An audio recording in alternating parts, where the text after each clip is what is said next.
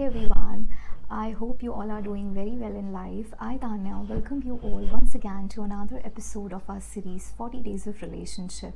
And our today's episode is going to be all the more special and interesting because it contains the gist, or I should say summary and essence of 4 chapters together.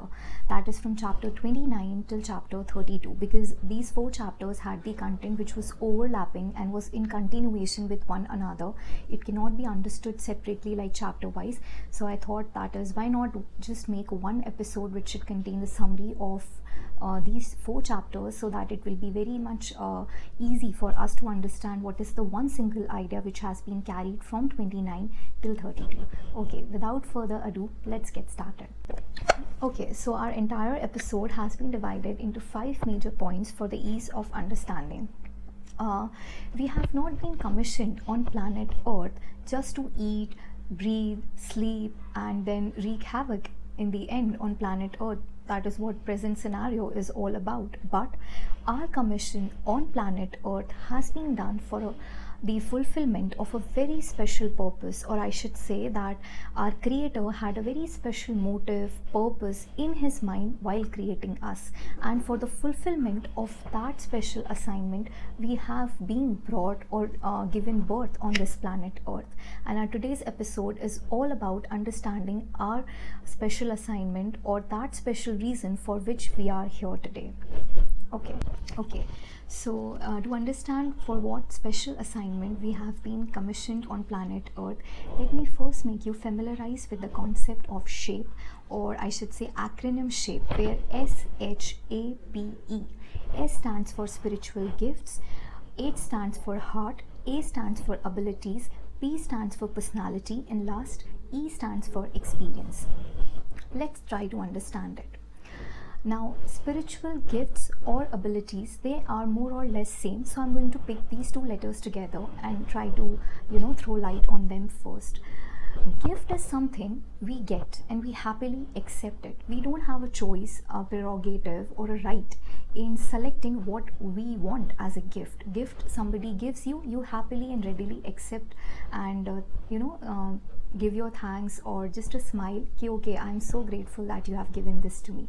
In the same way, God has bestowed us with a lot many gifts. Either you can take it as your spiritual gift, or you can consider those as the blessings of God given to you in the form of various capabilities, abilities, your caliber and talent which we have. So these spiritual gifts, our abilities, our talents, our skills which we have got from God, we need to use them in order to serve God, in order to serve His devotees. That is going to give the real meaning to our spiritual gifts, talent. The moment when we use our abilities to serve Lord, to serve His devotees, that is the very moment He becomes the most happy in life. So the spiritual gifts could be any. You can use your talent of singing, your talent of dancing, cooking, reading, writing, teaching, instructing, building new things, photography, anything, like anything you have knack to, or you are interested in life, or you feel very passionate about, you can use that particular skill or talent to serve God. Look around you, people with varied sort of talents and how they are using it, just not to earn money, but God says that earning money or surviving on this planet Earth is sure that one part which we need to do in order to survive, and that is also one of the very important I should say the aspect of our life, but that could be the secondary. The primary aspect of using all these talents or abilities which He has given to us is to serve Him primarily. How we can use these abilities which He has given to us to serve Him, to make Him happy. Okay, moving on to the H, that is heart, SH. So we have covered S, we have covered A. Now moving to H. H is heart. With all my heart, I decided today to serve Lord. That is what Bible says, that whatever you are doing, whatever or whichever ability or gift you are using to serve Lord, do it with whole heart, with all my heart I want to serve my Lord. That should be the intent, that should be the intention behind serving God. So always put your heart first, then your mind. Mind, it rationalizes things, it thinks practically, it wants logic, but heart, it just want to love, it just want to serve God, it just want to bring peace and joy in the life of God, in the life of his devotees. So with all your heart, try to serve God. Okay, then moving to the P part, that is personality. For that I'm going to read out something, so that, because it's very beautifully explained over here. Your uniqueness is a scientific fact of life. There is no heartbeat like yours. There is no face, no fingerprint, no same eye color, no same DNA like yours. When God made you, he broke the mold. There never has been and never will be anybody exactly like you. This statement, or these few lines, clearly make us understand that there is nobody like us, or there is no cloning has been done from part of God, at least. So our personality is unique, and this is the scientific fact. My fingerprint, nobody else is going to have it. My face, my DNA, my eye color, my anything in my body, it's mine. I am one and original. So God has created each one of us in very unique, in very specific way, because he wants each one of us to serve him uniquely, differently, specifically, and the best to our knowledge, our understanding, with our emotions, our feelings. He doesn't want us to copy anybody else. He wants each one of us to serve him in the way we like to do the things, or we like to serve him. That is why each one of us have been given a different personality from the other one. So that is what P stands for. That is, we all have been blessed with unique sense of personality. Moving on, the last one, that is E, that is experience. Now here, Aldous Huxley says, experience is not what happens to you, it is what you do with what happens to you. Confusing? Okay, lights have come, I'm happy. It's not, in other words, to paraphrase it, that is, experience is, it's not what something has happened to me and how I look at it. Experience is what, if something has happened to me, what action I have taken while going through that experience, or after that, how I react to it or respond to it, or what action, or on my behavior or in my own personality, what changes have come from coming through that experience, and how you can use that experience of yours to serve God. And some examples are also being provided.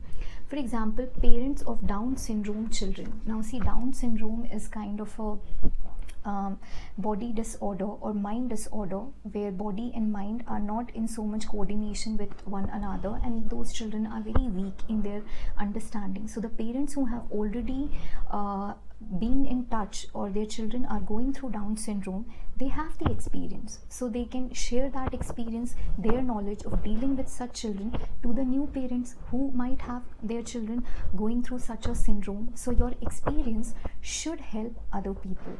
Then the next example comes, people having alcoholic history. So somebody who have been alcoholic in past, how he recovered from that particular stage, he should share that experience, share that journey with somebody who might have been undergoing right now. So your experience will help him. Then people who faced or suffered a personal loss in life of a loved one, or of a family member, of a friend, or anybody, then how you overcome from that particular difficult phase of your life, how you dealt with it. You need to share your journey with the new ones, those who have been undergoing with that kind of suffering, so that it would be helpful for them. This is nothing but you are serving to God by doing this, by sharing your experience, your journey, your particular specific experience with other people who might be undergoing with the same journey, same experience of life. So taking all these letters together, SHAPE. So our spiritual gift, our heart, our abilities, our personality, and our experience. each one of it should serve God or should serve his devotees, his people, the ones who are near and dear to him. Why we need to serve them? This gives us the answer of the first part which we discussed in our introduction, special assignment. The moment when we serve God, the moment when we serve his devotees, his people, our assignment gets completed on planet Earth. This is the reason we have been commissioned on planet Earth, to serve God, to serve his people. This is the only motive of our creation, that we should be in a position to use our shape, our personality, our talent, our skill and experience to serve God and to make lives of his people easy, comfortable and peaceful to live. Okay. So that was the major chunk of our today's episode, and there are many examples which have been given in these 4 chapters in detail to understand how each specific SHAP can be utilized in the best or optimized in serving God. And I hope I have tried my level best to put it out there so that you guys can understand it in a easy way. Okay, then comes a theory after this. Don't get into comparison. Now God says, if I start comparison, or if I start getting into comparison today, 2 things will happen: disappointment or pride. How? See, if I'll compare myself with someone who is doing things better than me, in sense of spirituality, in sense of serving people, in sense of serving God, then I'll feel very disappointed. Oh, he is so much better than me. I'll feel, oh, I'm not being able to serve God in a better way. I'll feel depressed. I'll feel disappointed. And if somebody is lower to me, I am doing much more better service to God in comparison to him, then my chest will be full of pride. God does not accept these 2 attributes, or I should say these 2 negative notions of pride and disappointment. He wants us to remain stable, balanced. Do not fill yourself with the feelings of disappointment or with the feelings of pride. So don't compare. Don't see people who are doing better at service, and don't even look at the people who are lower to you in service.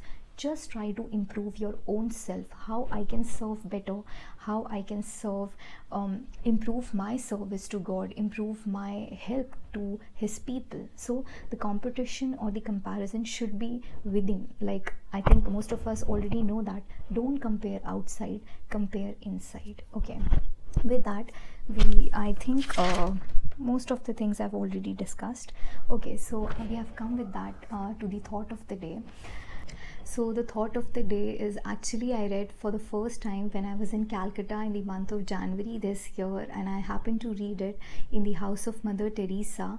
It actually showed the kind of relationship that lady had with God, and from there she got the strength and kindness in her to do all the charity and philanthropic work she did for our country, for the poor people and the slum areas in Calcutta. So this actually, or these few lines, they rightly represent the kind of relationship we need to have with God. And since we are doing these 40 days of relationship with God, I think this very appropriately conveys that. If you are kind, people may accuse you of selfish ulterior motives.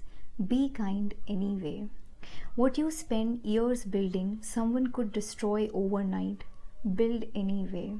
The good you do today, people will often forget tomorrow. Do good anyway.